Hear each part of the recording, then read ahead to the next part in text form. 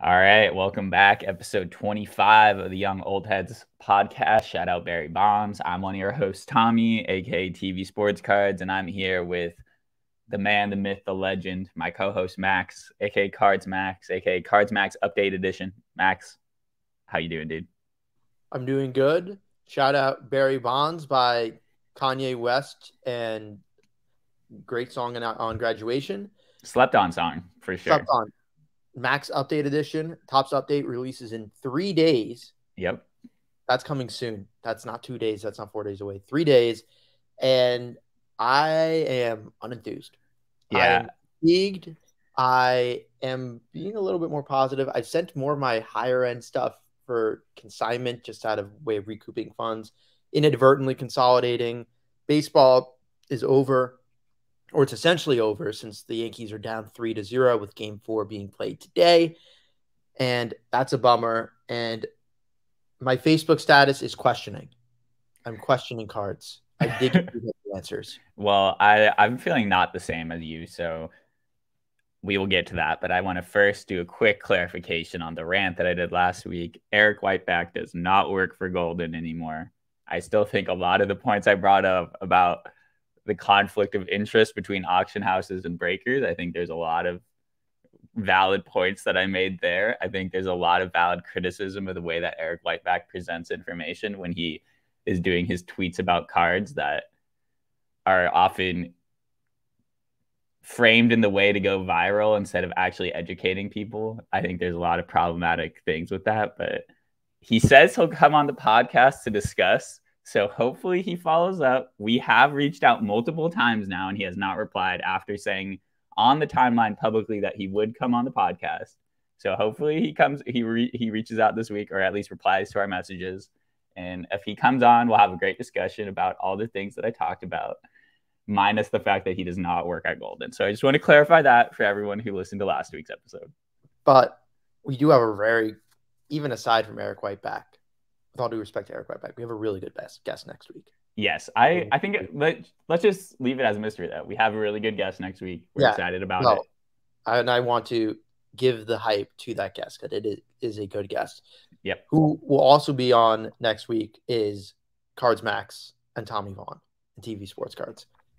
That's why the people come here for us, Max. So we're going to give them our content to give the punch. And you've been buying some unique cards lately, Max. Or cards is even controversial. Even calling them cards is controversial. Do you want to tell the people what these cards are or things are that you've been buying? Some people say memorabilia. Some people say fake one of ones. I say printing plates. One of one printing plates. In my hand right now, a 2003 Fleer Focus Scion LeBron James. 2003 is his rookie year. And a 2012 Mike Trout 446 Series 2 printing plate, black printing plate, not just a regular printing plate, black printing plate. Also rookie year, but not a rookie card. The LeBron being a rookie card. I try to dabble. I try to find good deals. I picked both of these up, one in an eBay auction that I won, which I was like, oh, this is not often that I see a unencapsulated LeBron James printing plate, let alone a rookie printing plate, up for auction. Max, if you don't have headphones in, just don't move around the cards too much. I can hear the feedback on that. Thank you, Mr. Producer. Yes. And going back before I got that little interruption. I'm sorry. It's apology not accepted. I got the LeBron James blue printing plate. I think it's blue. The blue and yellow mix up and conflate with each other. Got that 2 weeks ago. I got the Mike Trout in a private Twitter deal. The week before that, something like that. Dates kind of conflate. All I can say is that these are two cool cards. Interesting thing that came to mind was that it's a public sale. I bought the LeBron James for about $400 to $500, somewhere in that range. But the yellow printing plate from his 2020 Prism, which is the Kobe Tribute Dunk, or maybe it's not 2020. I believe it's 2020. It's definitely the Kobe Tribute Dunk Prism. Yellow printing plate did $1,500 at auction. So I figured, okay, even if it's a lesser brand, and I didn't think about this at the time. I saw this after the fact. Getting a rookie printing plate for a third of the price of the Kobe Tribute Dunk really shows where all the hype is, where all the attention is. and penny wise, dollar foolish.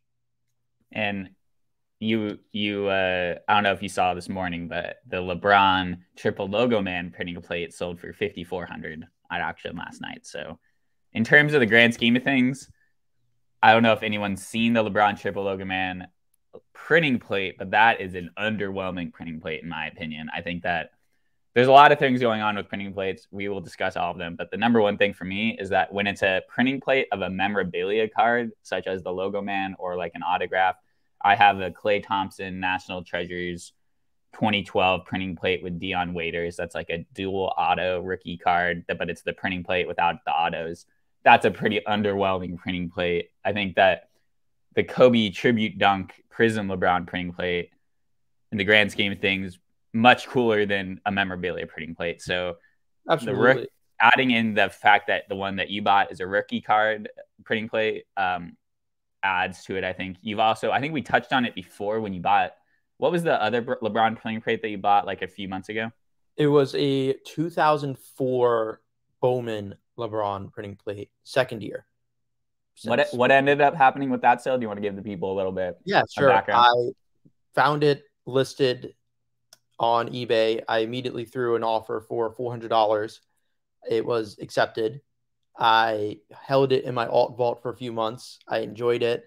I dubbed it the Cards Max Vault, and then I needed funds. So just for the heck of it, I listed it at $1,000 to buy it now, at $1,000 buy it now, and it was bought within seconds. Or not within seconds, but I think it was that same day it was bought. And that's pretty sweet. So that kind of gives the listeners a little background on why you have made money on printing plates in the past. I think the biggest thing at the time, which made it shout that a $400 for that printing plate was a buy, was that I think PSA 10 rookies did, of that second year Bowman, did like $300 to $400.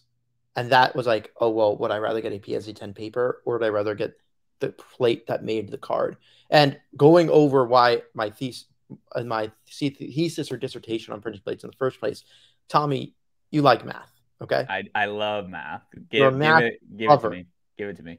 Okay, so LeBron James triple logo man. How many LeBron James triple logo men from 2020 flawless are there? Are you talking? There's one.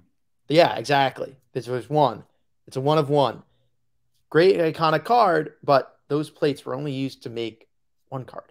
And there's also more. There's 4 times the amount of printing plates as there were cards made with the printing plates. Oh, exactly. How many Juan Soto US 300 2018 Topps rookies are there? I don't know, 100,000. Yeah, like a quadrillion. So when you're owning a printing plate, you are owning what has been the genesis of a very big card. Well, if it's only one card, that's not that very cool. If what I am holding in my hand is, I won't move the card too much this time, is the genesis for every single Mike Trout rookie year or second year card, that is every paper card, not chrome card, that has ever been produced. The genesis of it is in my hand, and it's a card that's relatively coveted, arguably iconic. That card is not iconic. I'm sorry. That card is a key Trout card. That card is a key Trout card and the gateway for many people for Trout cards outside of the update rookie card. But my point be, it's also his first chrome card of that. First Trout's word salad. Trout's first Topps chrome card was of that design. A lot of people hate Judge's 287 catching picture. A lot of people hate Mike Trout smiling with Torrey Hunter picture. I like those cards. I think they're more unique because they're not cards that are canned to be of a star player. They do have less production value in them, and when the players are less heralded, and I think that's more interesting to collect. And if anything is signifying that this wasn't just made because he's a superstar, people will buy it. This was just made because he's on the checklist. But key Trout card, the low numbered parallels do a lot of money for that Mike Trout. And I think being able to have the printing plate of it is very cool. And that printing plate made a lot of cards, even for 2012 standards. The LeBron triple logo man printing plate made one card. Yes. And I think there's a few things that what you just said brought to my mind, which is I love this idea that you have that the amount of cards that were made with the printing plate is intrinsic value in the printing plate, and that like the more cards that were made with the printing plate, the better the printing plate is. I love that argument. I think that's great. I think the 2012 Trout is kind of the ugly stepchild of Trout cards. You got the 2011 update, iconic. You got 2013 Gold Cup, which is like a really sick image of him sliding into third. Really dope card that I think a lot of people will resonate with. 2012, the Torrey Hunter card is horizontal. 2012 Topps in general has a lot of weird images with like multiple guys being on a card for one guy. But because it's so ugly and because it's horizontal. And I think a lot of people tend to lean that way. It's the first card that's in factory sets. It's the first card that has a lot of parallel. I mean, it doesn't have too many, but it's a cool card. And it's like affordable too. Like, I don't know. It's the same. It's all same things that we talked about. Yeah. But I think it's still strange that Trout's third-year card has the rookie cup on it. I don't know if that's more or less strange than Jordan Alvarez and Rafael Devers and Wander Franco having rookie cups on their rookie cards, but it still is a little bit unsettling. Not as weird as Randy Rosarina having it on his third year, or Mountcastle back-to-back year Gold Cup, which I thought was a little weird. Mountcastle was a back-to-back Gold Cupper? Yeah, he had the rookie card with the Gold Cup, and then he had this year's Gold Cup. I am being educated. Was he at two different positions? I don't know. All I know is he's on it twice. I mean, I know you have your PhD in this. I'm not questioning the raw knowledge or the quality control or the research methods or the peer review. I'm just being enlightened. Yeah. Well, I think we've given a lot of positive thoughts to printing plates. What are the reasons not to buy printing plates? What are people telling you, Max, when you buy them? What do the haters say? I have many haters, and I love every one of them. Some people say there's 4 of them. Some people say they're not real cards. Some people say they're just excess that are thrown into a product solely to artificially inflate the quantity of hits. They just aren't visually appealing to most, and they're being shoved down our throats by Panini and Topps to make it acceptable. I think Topps' distribution of it is better in having it as pure one-of-ones that are seeded in most products. Your flagship printing plates are in your flagship Topps. You can open a fat pack at your Walgreens and you can get a printing plate. That's cool and dank and wicked. Wait, I've pulled one printing plate in my life. Can I tell you what it is real quick? I don't know if I've told you this. You have told me the story privately. I love the story. And I hate how you dealt with it. Yeah, I think I might have said this on the podcast before, but I've only pulled one 101 of all time. It's a 2005 Kelvin Escobar opening day printing plate, and I had no idea what it was. It's with my boy Jeff Westmoreland now. Shout out Jeff. But that's my one printing plate story. I had no idea what it was, though, at the time because I was 7. But my one printing plate was from opening day. Shout out opening day. Best product out there. I've said before, I've pack pulled one of one. I've hit 2 1-of-1s ever. Both of them not printing plates, and I try to get them encapsulated by PSA. One is a Tirso Ornelas second Bowman black 1-of-1 parallel from 2019 Topps Jumbo. I was opening loose packs in my LCS. There were 5 jumbo packs left. I think the box is 8 packs total or something like that. They're like $40 a pop. I wanted to keep ripping until I hit a chrome autograph. I never hit a chrome autograph out of it. But I did hit a 1-of-1, and my hands were literally shaking. It came out of the pack near mint condition, and PSA said the same. And then the second 1-of-1 non-pack pulled was I was buying Topps TBT Throwback Thursday cards for 2001 Bowman. It consisted of Wander Franco, CJ Abrams, and Kirby Puckett. I bought a 10-pack. My first 9 packs through, I did not hit a single parallel. I opened the 10th pack, and there's a 1-of-1, wrong player, not Wander Franco or CJ Abrams, but of Kirby Puckett. White cornered to death, came back in my July special PSA order as a PSA 6. So I will enjoy them. I will cherish them, as you can't manufacture more cards max 1-of-1 pulls. Do you still have that? Do you still have the Puckett one? Yeah, both of them. All right, cool. I have both of them, and I will make every effort to keep them as much as possible, which is easier to do when they're not of high monetary value. Yeah. So do they do printing plate back to printing plates though? Do they do printing plates for like Tops Now stuff and online exclusives, or just for pack pulled products? Do you I know? believe it's just for pack pulled, or maybe they do have printing plates and they just dispose of them. Okay, but I I think know Panini has a product. It's plates and something. It's a very low key product I'm where not I'm not sure what that is. But they one have thing some I configuration forgot where one they thing. distribute all the printing plates for all products all in one setting. I get what you're saying. Okay, I forgot one point that I want to make though about printing plates, which is that I think a huge thing that is hard to say with words that impacts a printing plate's price is what percentage of the image shows up on the printing plate. So LeBron triple logo man, you just have three really small LeBrons at the bottom of the plate that are kind of faded, hard to even tell what jersey he's like team he's on in each image. I have in that National Treasures one that I have with Clay, it's like a very small image of Clay. It's a very small image of Dion Waiters, mostly blank space. I'd say 85%, 90% of the printing plate is just a blank thing. Your Trout one, you got most of it is the image. With the LeBron, you have most of it is the image is shown on the printing plate. So like what percentage of the total image is like clear on the printing plate itself? It's something that I at least personally would take into effect when I'm buying a printing plate. I have like a few in my collection. Does that track with you? That argument hasn't necessarily settled with me, although I think eye appeal is important. Generally speaking, the only real consistent kind of feel that you have with printing plates that is an unwritten rule is that blacks tend to sell for more than the other colors, possibly because of the visibility issues that you were saying. So I know, especially considering on memorabilia printing plates, you don't always have the memorabilia there. You just have the cutout of the memorabilia. But on the converse, on autograph printing plates, you usually also have the autograph on there. They make the athlete sign the printing plate or add a sticker autograph to it. Also, just which is interesting. The product I was thinking of is Panini plates and patches, which at least for 2020 football included one autograph, one memorabilia card, and one printing plate for a total of 5 cards per box.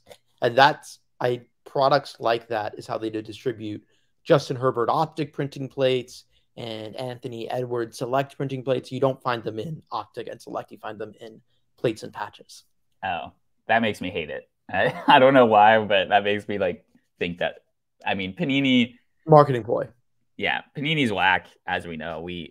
My defense of backyard breaks last week is not mean that I actually was defending anything Panini does, because Panini very likely is doing shady shit and is very likely. I mean, we know from products like patches and plates that they don't, they kind of just are trying to make money any way they can. The fact that they don't put like optic printing plates in optic, I don't know, that makes me not like them as much. And the fact that I think something that's essential to a Topps printing plate is the fact that you brought up earlier, which is like you can pull that out of a Walgreens hanger. You can pull shit like that out of whatever product, whatever Topps, and that's because they have odds. And put odds on your packs. Put odds on your packs. Put But odds on to the packs. I think it's good that printing plates exist. I don't accept that it is just pure marketing. I know it's not the most interesting topic in the world, but they do have their place. There are some hardcore collectors of them, and the common mainstay of hardcore collectors is that imagine, 1952 Topps Mickey Mantle. Imagine having the genesis of all 1952 Topps Mantles, or all 2011 Topps Update Mike Trouts, or every single Juan Soto, or I think what whatever. printing plate I think would be the best one if it existed, which I don't think it does, is the '89 Griffey Upper Deck. If that printing plate ever came I would out, think Clear Jordan, Fleer but Jordan, yeah, that or would be maybe sick too. maybe it's just a baseball thing because it is the marketing. No one cares about basketball printing plates, generally speaking. Yeah, It's but like, baseball collectors that are more heavy. I don't know if it's just because it's the collecting philosophy, or I don't know if it's because they've made it pack pullable. yeah, that's an interesting thing. If you're listening to this, feel free to reach out to me and Max with your thoughts about printing plates this week. We'll like if you guys have a good thought or like a cool one, we'll repost or talk about it next episode. But Max, there's I one will. other thing I wanted to bring up in Okay, this I want general to close. I thesis. want to close the printing plate thing right before we get into that. Okay. Well, I just want to say one more thing about printing plates in general. Okay. I thought you were going to transition. But I think something that isn't adherent and very obvious when you're talking to you, Max, at least from my perspective, is that you're very into the idea of alternative 101s, where you bought the platinum Tampa Bay Rays 2022 Topps printing plate, or platinum 101, not printing plate, sorry, excuse me, with Wander Franco on the image. You tend to post that saying that's a Wander Franco 1/1 rookie card. You love buying these kind of like super rare off the mainstream cards. And I think this printing plate binge that you've been on is just another example of ways that you find that your number one thing is like you want to buy rare shit, right? And I think that printing plates are rare, and no one can say they aren't rare. I think that aligns very well. I think at least with the Tampa Bay Rays card, if we look at, part of it is just predicting the market and, if anything, putting a hedge on Wander Franco's stardom. There are, I want to say, 5 or so different cards of Shohei Ohtani in 2018 Topps Update. There's a 3-game home run streak. There's, I believe, a card with Ichiro and Ohtani. There's a card with Trout and Ohtani on the golf cart. There's the rookie debut. There's the update pitching. And then there's the Series 2. Is the Series 2 one also pitching? I don't know. I don't collect Shohei Ohtani rookie cards. All I know is all of them fetch a ton of money. And I'm not the end collector of them, but I know an end collector exists. So at least with the Wander, I don't personally enjoy it that much, especially considering, wink, wink, the Bowman best is the rookie card, not the 10th. But it is a 1/1 with Wander Franco on the card of his rookie year. And I think that's a cheaper alternative that if he becomes Shohei, if he becomes Soto, if he becomes a big name like Trout, then that card will theoretically have exponential value. Of course, it's only worth what someone's willing to pay for it, but there's only one copy of that 1/1. Sure, there's lesser parallels as well. And aligning with printing plates, both my thought process with the 2004 Bowman, LeBron James, I was mentioned earlier, and the current Mike Trout and LeBron James for focus printing plates. I was listening to a podcast with Sasha T and the founder of CardFi, and the whole thesis behind putting an advance on a card, using it as collateral, and then using that money to advance your business or advance whatever your goals are, is that the card doesn't grow on a tree. The card is not something that you want to sell because you may never see it again. So I recognize with the Tampa Bay Rays 1/1 and printing plates that 10 years from now, maybe it's just 1/1s in general and superfractors are out of my price range. I don't know. I can't get big on a Damian Lillard Nebula Prism 1/1 for $2,000. I don't think that's a unique or cool enough card for me to want to buy. But I do think a printing plate of an of a second-year Mike Trout paper card does have more standing value. Or the 1/1 from that has Wander Franco on the card from his Topps rookie card year, I think that has more value. And that is, at least in this realm of 3-figure-ish collectibles rather than 4 or 5 figures, that has the uniqueness and the merit to where you aren't able to find another one and it isn't easily replaceable. This is just another, I think, a common theme throughout a lot of episodes that we have, Max, is just because it's rare doesn't mean that it's cool, doesn't mean that it should have a ton of value. But also look at the reasons why something is cool and the balance between cool and rare and how those things merge together to create value is something that I think is just another thing about printing plates and another addition to this kind of thesis that we've been building over the episodes.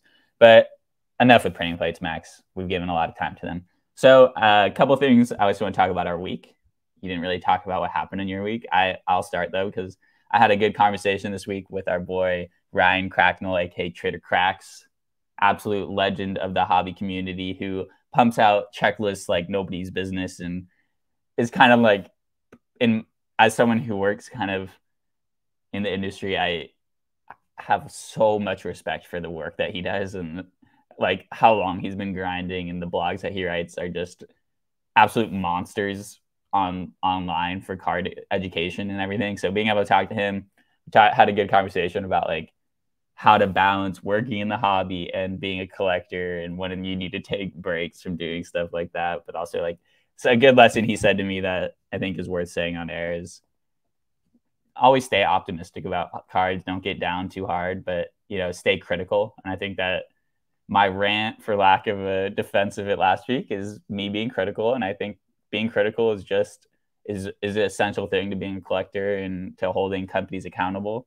But the optimism is something that I think people need to be reminded of sometimes, because it's easy if you're on Twitter all the time to see people hating and be like, oh, everyone is hating on this product. Well, it's like, maybe it's just like a really loud 5% situation. I think Twitter, we often get into the loud 5%, makes it seem like that's the majority. But that's my week of my one anecdote from the week, Max, of my fun conversation I had. But what did you do this week with cards? Any anecdotes or any stories that you want to tell? Nothing too crazy. I went to Bleeker's trade night on Tuesday. It was fun. I did some trades. Nothing really to write home off about too much. I think in general, at least when it comes to my card fatigue, when I go to a show, I sometimes think, oh, wow, like all the cards here suck. And not in that, oh, they're not worth enough, or, oh, I see them all the time, but there's nothing like too unique. I know a card that I bought recently that I think is very cool is that we talked about a little bit was the Ronald Acuna Red Sapphire out of 5 from 2019 Tops Rookie Cup, red out of 5. And part of it is just the it factor of I saw that in the showcase and I'm like, whoa, this thing is cool. I got the price on it. I'm like, okay, this is reasonable and relatively fair relative to the market. I tried to haggle the dealer a little bit and I made sure that he profited on it and I'm going to enjoy it and mess around with it a little bit. But ultimately, that's a card where I see and I'm like, whoa, that's cool. That's a card I want. And I'm trying to further quantify and give constraints so that I can better articulate which cards have the it factor and which ones don't. It doesn't necessarily have to be an out of 5, but even another card I was bidding on this week was Erling Haaland's Finest Refractor from 2019, Topps Finest. Biggest thing about that card is that it is, I believe, the only non-acetate, non-online exclusive card of Haaland with Red Bull Salzburg, which was before he joined Dortmund and the Bundesliga, when now he is on Manchester City.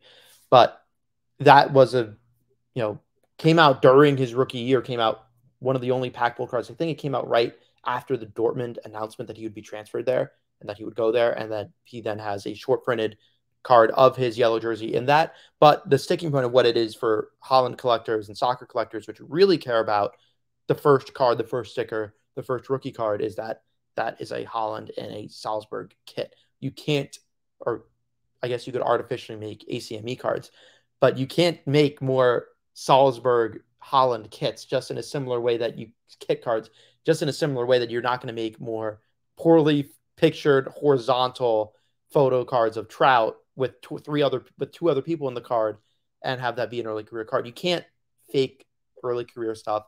That's why maybe I gravitate to remind you of your cards. But that was another card that, granted, it's out of 499. It's not relatively rare, or maybe it's even unnumbered. But okay, that card is sticking with where I can understand why collectors want this. And I think I'm getting tired of seeing not only the same old Justin Herbert optic hollows, but Justin Herbert optic hollows at 95% of last sale. From the buying and selling side, that's fatiguing me. From the collecting side, I know I'm talking a lot, Tom. I'm going to let you get a word in. One little anecdote that got me a little bit was I won a Gleyber Torres Orange Sapphire 2019 Rookie Cup from PWCC 2 or 3 weeks ago. It is a CSG 10. Don't really care about the grade at all because it's an Orange Sapphire Gleyber Torres. Funny enough, I still need an Orange Sapphire Luis Severino. I hate the Gleyber Torres second-year picture. I've talked about that before. But a little funny that I acquired that Gleyber before I got the Luis Severino. And I was deliberating whether I should crack it and put in an $18 sub. But the reflection I got at the end was that, sure, PSE 10s are cool. And if I could spread some pixie dust on it, make it the PSE 10, I would. But another company still deemed it gem mint, still encapsulated. I don't really plan on selling it. And on the converse, I don't think many people really want to buy it anyway. It's like, yeah, I'll save more money in encapsulation of what the card is actually even worth and what I paid for it. and I'll just keep it in my CSG slab, and I'll enjoy it as a low-numbered second-year Gleyber Torres. So that is my love and my hate and my collecting and my buy-sell thoughts for the week. No, it is not, because you just spent 10 minutes talking about cards with it factors, and you didn't even talk about the greatest modern card in an SGC slab that you got back this week. So you got to give a quick minute on that. Sure, I'll give a quick minute on that. I acquired a PSA 6 Ronald Acuna Jr. black parallel US 250. I've been saying a lot of numbers and card numbers and out of serial numbers today. I don't know if that just means I'm on my game or if that I'm just very nutso with cards and that I love cards. But out of 67 copies, black flagships go hard. I believe in Ronald Acuna Jr. I'll sell it at a quick flip price, but there's not many Ronald Acuna buyers right now. I don't know why I keep saying Ronald instead of Ronald. Either way, pronunciation. I cracked it out of its PSA 6 home. I thought of selling it raw for a little bit just because I was anticipating Beckett having RCR at a local show, and I figured, okay, why am I going to hold myself back from putting it up to the market in the next week or two? But Beckett did not end up having the RCR, so I sent it to SGC. I will accept my near mint designation on my black Ronald Acuna Jr.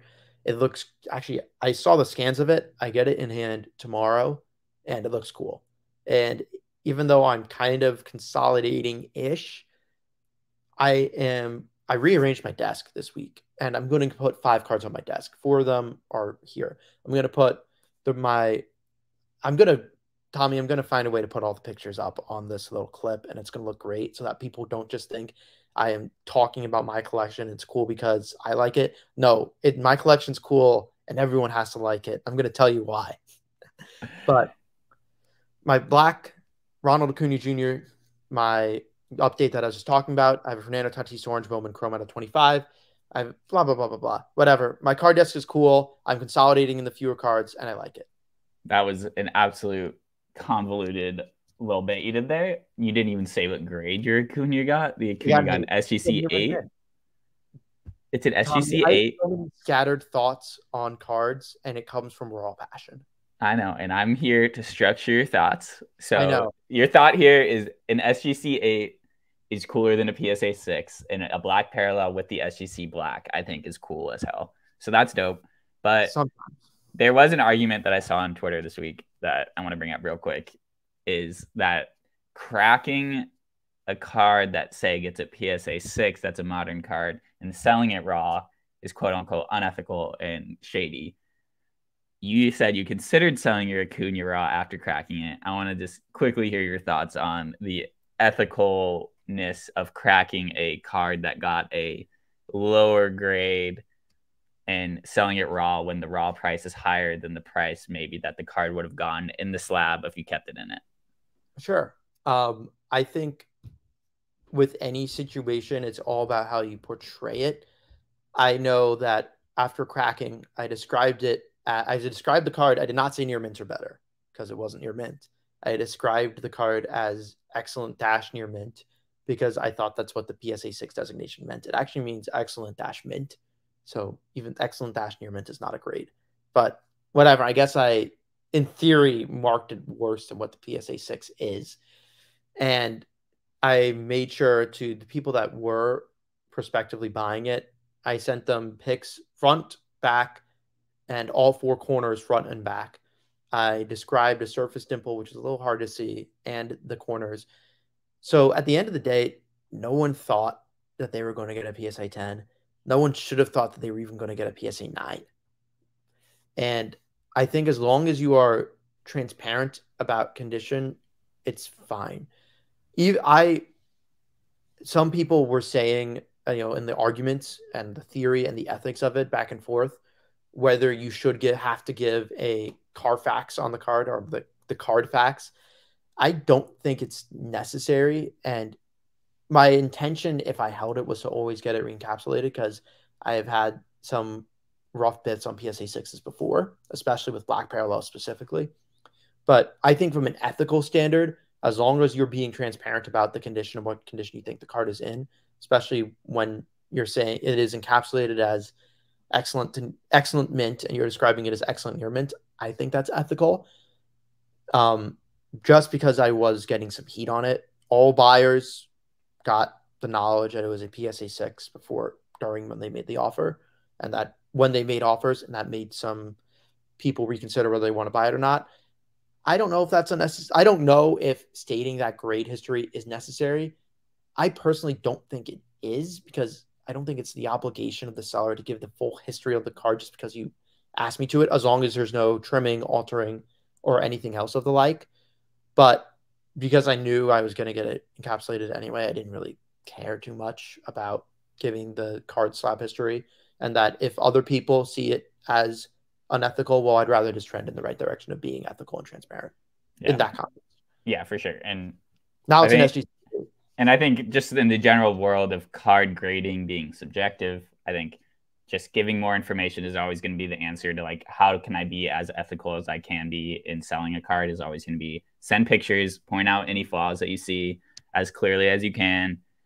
Don't make any promises about a card getting a PSA 10 unless you think it will. But we've seen, I mean, you're the poster child for the case of subjectivity of card grading. You have the iconic CSG cracked to PSA 3 to what is it now? SGC 8 now?